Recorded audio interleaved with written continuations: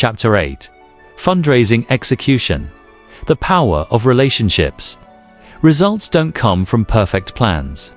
They come from consistent action. Now that you've engaged your board, it's time for you all to work together as a team, leveraging your personal networks and the extended database created during your market study. Use the tools you've developed and collaborate with the people you've recruited. According to the book, 7 Habits of Highly Effective People, there are 2 areas in life: the areas you have control over and the areas you don't. The author explains that by focusing on what you can control, you indirectly gain influence over what you cannot. For example, you have no control over the rain, but you do have control over checking the weather and taking an umbrella when you go out. If you fail to take an umbrella, you'll get wet, not because of the rain, but because you didn't take control of what you could. When it comes to fundraising execution, your success depends on how well you coordinate key areas: engaging your board, utilizing tools and resources,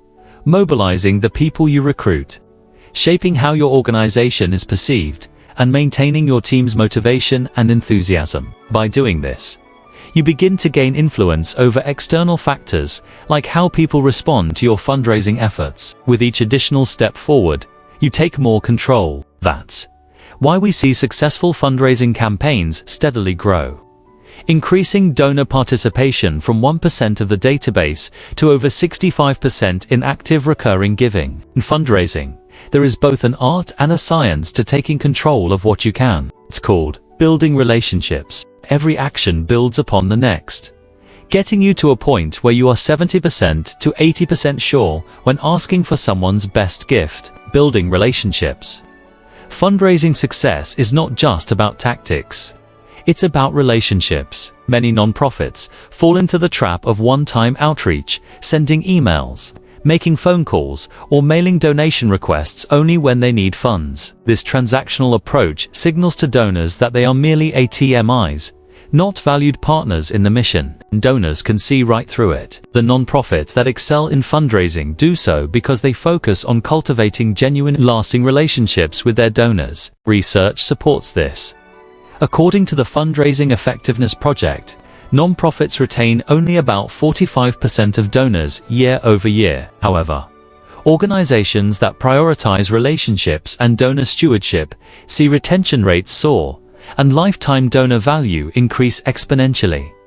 Why? Because people give to organizations they know, like, and trust. If they don't know you, they won't give. If they don't like you, they won't stay. And if they don't trust you, they won't give significantly. See how you take control. Let's break down how to execute a fundraising strategy that prioritizes relationships and leads to sustainable giving. Step 1. Initiating relationships. Before anyone donates, they must first get to know your organization. Can't ask for a gift from someone who doesn't know you exist or what you stand for. The moment you introduce your nonprofit to a prospective donor, corporate funder, or grantor, you set the tone for your relationship. If the introduction feels purely transactional, you will struggle to gain support. However, if it is intentional and personal, it creates an open door for long-term engagement. Here are some organic ways to initiate relationships. Surveys and polls. Engage potential donors by asking about their interests in your cause and organization. Introductory messaging. Reach out via email, social media, or direct mail to introduce your organization. Ask genuine questions. Authentic conversations open the door to deeper engagement. Be genuine. Impact statements. Share powerful stories that resonate with potential supporters. Networking events. Attend industry and non-profit related events to connect with funders and donors. Speaking engagements. Position your organization as a thought leader by presenting at relevant conferences and panels. The goal here is to introduce your nonprofit in a meaningful way and establish a foundation for deeper engagement. Step 2. Nurturing relationships. Once a relationship has been initiated, you must nurture it. This is where a donor moves from knowing your organization to trusting it. Trust is built through consistent, authentic engagement, not just when you need money. Ways to nurture relationships effectively. Follow-up communication after meeting someone. Send a thank you email or personal message. Office visitations. Invite prospective donors for a tour to see your work firsthand. Program invitations. Let them experience the impact of your programs in action. Partnerships. Engage donors through advisory roles or volunteer opportunities. Non-fundraising events.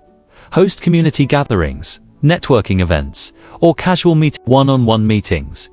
Personal interactions build relationships more effectively than mass communication. Home visitations. For high net worth donors, visiting them in their space fosters deeper connections. The goal is to make the donor feel valued and invested before you ever ask for a gift. Step 3. Making the ask. Once a donor trusts your organization, making the ask becomes easy. If you've built a strong relationship, the donor is already emotionally invested, and financial investment follows naturally. The right way to ask. Frame the conversation. Lead with gratitude and excitement about their involvement. Align the ask with their interests. Show how their values align with your mission. Present a clear need. Explain specifically what their donation will accomplish. Be direct and confident. Don't be vague. Make the ask with confidence. Invite. Don't pressure. Give them the space to say yes without feeling cornered. Provide giving options. Offer multiple ways to give monthly gifts, major gifts, planned giving, follow up, and express gratitude. Always thank donors immediately and show them the impact of their gift. When relationships are built well, asking for support feels like an invitation, not a solicitation. Examples of relationship building. Using personal networks for relationship initiation. Board members and founders should leverage their personal networks to build strong donor relationships, since these individuals already have a connection to them. The approach should feel natural and engaging. Here's a structured way to do it. Personal introduction. Reach out via phone or email and introduce the organization's mission. Let them know you're part of a non-profit doing meaningful work and invite them to be a part of the journey. Invite them into the network. Explain that the organization is building a network of supporters who believe in the mission and ask if it's okay to send them an organizational portfolio. Send a portfolio. Share details via email. Or, if resources allow, send a printed portfolio via direct mail. Follow up. After they receive the portfolio, check in to see if they've reviewed it. Ask about their thoughts and invite them to discuss areas of interest. Seek advice. Engage them by asking for their insights and recommendations. Feasible. Incorporate their feedback into the organization's strategies. Close the loop. Follow up to show how their advice has influenced the organization, and formally invite them into your network of close supporters. Network of close supporters. This is a group of personal relationships connected to the organization with the aim of raising the money needed to scale the organization. That way, anyone coming in gives to the project. This process can also be used to connect with companies that board members have relationships with. The key is to reach out to the business owner, shop manager, or decision maker, and follow a similar introduction and engagement approach. Engaging prospects from market study.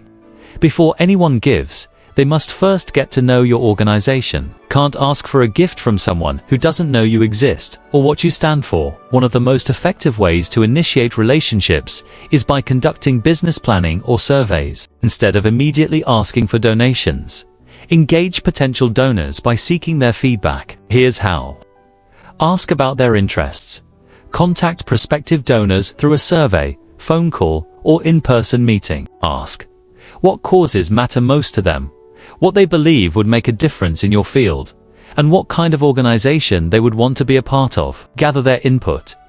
Compile their responses into a business plan or report and send it back to them, showing that you value their ideas. Follow up. Reach out again to acknowledge their input, thank them, and introduce them to your programs. Organizational portfolio or program summary that reflects their input, reinforcing that their opinions matter. Invite them to engage. Extend invitations to events, program visits, or networking gatherings to deepen their connection with your organization. You can ask for a pledge at these events, whether a pledge to give or a pledge to commit. Host a one-on-one meeting once initial engagement is established. Schedule a personal meeting to discuss how they can get more involved, provide more information, and ask for their best gift. Introduce them to a key leader. Arrange a meeting with a board member, executive director, or program leader to solidify their trust and connection to the organization. This individual will steward them after they give. By making the first interaction about them, not about donations, you lay the foundation for a strong relationship. Step 5. Above, hosting an awareness event. A powerful way to solidify donor relationships is by hosting a non-fundraising awareness event. This allows donors to see the impact of their support and hear directly from beneficiaries. Key steps to hosting an impactful event. Invite key stakeholders, include donors, local officials, the press, and the people you serve. Highlight stories of transformation. Let beneficiaries share their experiences. Showcase donor contributions. Acknowledge those who have helped shape your mission. Recruit a host committee. Have influential supporters help with invitations and outreach. Use strategic storytelling. Conclude the event with an inspiring message about your vision. Follow up with attendees. After the event, continue the engagement and make the ask. Approaching corporate funders. Corporate partnerships require a strategic approach. Engage decision makers, like the Director of Corporate Social Responsibility, Head of Partnerships, Business Managers, or the CEO. Here's how. Introduction. Present your nonprofit and its mission. Ask about their corporate social responsibility, CSR plan for the year. Identify the right contact. If the person you're speaking with isn't responsible for CSR, ask who the right contact is. Find alignment. Once connected with the right person, highlight areas where their CSR initiatives align with your mission. Request a partnership meeting. If there's a match, propose a partnership and ask for a formal meeting to discuss further collaboration. Deliver value. Show how partnering benefits their company, whether through employee engagement, brand visibility, or community impact. Write a proposal. Detail how the partnership will work and request to present it to the executive team. Make a strong presentation. Master quality presentations and impress them with compelling storytelling. Follow up. Expect a response within a week, either with approval or a request for further discussion. These same steps can be applied when engaging corporate foundations, trusts, and grantor organizations that align with your mission. Taking effective action. This is where most people fail. They do the work of building relationships, but they don't execute at the highest level. To see results, you must take action immediately and effectively. The science of getting rich teaches us that success doesn't come from wishful thinking, but from acting in a certain way. The same principle applies to fundraising. Must take intentional, consistent action to see results. How to take effective action. Set clear fundraising goals. Break them down into actionable steps. Track your outreach efforts. Keep records of your donor interactions. Follow up relentlessly. Most gifts come after multiple touch points. Leverage every opportunity. Every interaction is a chance to strengthen relationships. Stay consistent. Fundraising isn't a one-time effort. It's an ongoing process. Your ability to fundraise successfully depends on your commitment to taking consistent, strategic action. No relationship builds itself. No donor gives without trust. No funding flows without effort. Now, the only question left is, what will you do today? Are you going to sit back and wait for donors to magically appear? Or are you going to take action? Pick up the phone, send the email, schedule the meeting, build the relationship, execute the plan. Fundraising is not just about money, it's about people. The organizations that understand this are the ones that thrive. So go out and build relationships that lead to funding, impact, and long-term sustainability. Our mission is waiting. It's time to act.